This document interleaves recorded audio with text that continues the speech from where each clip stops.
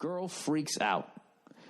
Hey there, Billy Boy George. You know what's funny? I never liked him when I was in the 80s. You know, I was too homophobic to like that guy.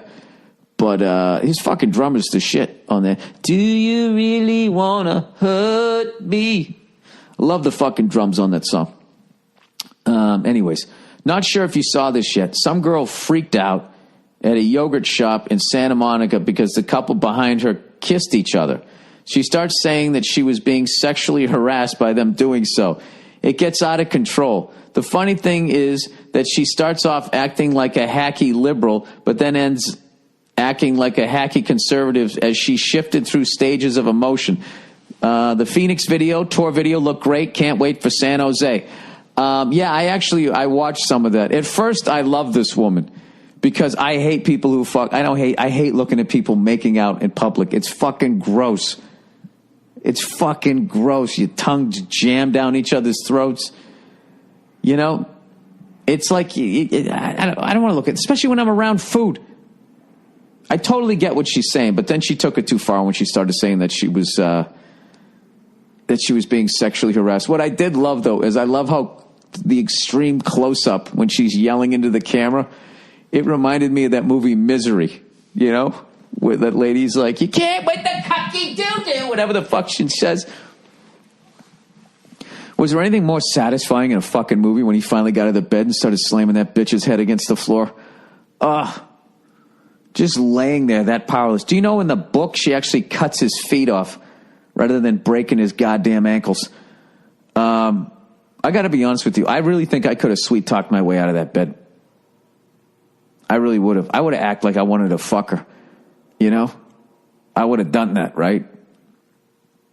I would have told her that I was never going to leave her. I would have built her fucking up until I started to be able to walk around, right? And then I would actually, and once I could even, this is how long of a slow play I would go with that woman. After I could walk, I would stay in a 3-month relationship with her till she got so fucking comfortable, right? And then one day I'd be making my famous fucking scrambled eggs, take out a fucking skillet. That would be it, man. I would stay in a relationship with that woman until the fucking snow melted. You know? And I could shake off whatever thing I had to have fucking her. I could shake that off.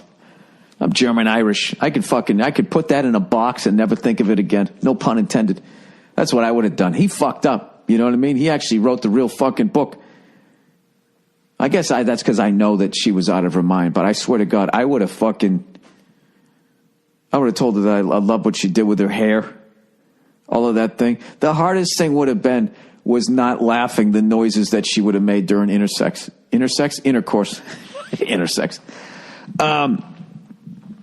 Anyways, I don't know what that says about me, but you know, that's how I would have got out of it. I would have just gone totally like, oh yeah, you're beautiful. Oh my God, this soup is fucking delicious. And I would have just talked to her and just find out what the exact fucking book she wanted me to write, and that's exactly what I would have written. Maybe I'd hit her with a typewriter, like some sort of symbolism. I don't know, but at the end of the day, you know, fucking some pig versus getting both of your fucking ankles broken. I mean, I don't think there's really no trade-off, right? You probably wouldn't. She's such a fucking lunatic. She's probably like asexual. You probably don't even have to do that. You know? Just laugh at her jokes. I think you would have been all right. Anyways, I just went on a tangent there. Sorry about that. Here we go. Girl. So anyways, getting back to that. Yeah, I don't like when... I don't like watching people make out. It's fucking gross to me. I hate it. And the two things I hate most in movies is when people are fucking making out and people when they're eating in a scene and they're fucking making those fucking noises. There's nothing worse than watching an actor eat in a scene because most times they're not eating, so they have to overact eating. And everybody, I don't know what happens. They turn into fucking animals. They start eating with their mouths open. They start pointing at people with the bread. That, and I hate love scenes in movies. You know what I mean?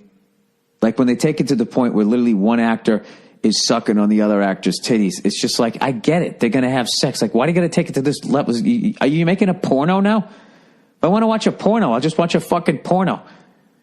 Why can't you just have them walk in the bedroom and they close the door? I get it. They fucked. Like, who is that for? Take my breath away. Ooh. They're always up against the wall. And it's fucking raining out or some shit. You know what I mean? Rather than they're getting used to each other. Figuring out which lip to go for. Do you go for the top lip or the bottom lip? You know what I mean? What position do you like? Do you like to have your ass slapped or not? All that shit's out of the way. They just automatically start acting like they've been banging each other the whole summer. Little red Corvette. Whatever fucking songs they play. What are some of the stupid... In the 80s, they always played that stupid saxophone. The saxophone got ruined in the 80s. It went from this, like... It went literally from this instrument that when it was in the hands of a black person, it actually scared the CIA, to the 80s where it just meant that Tom Cruise was going to fuck somebody.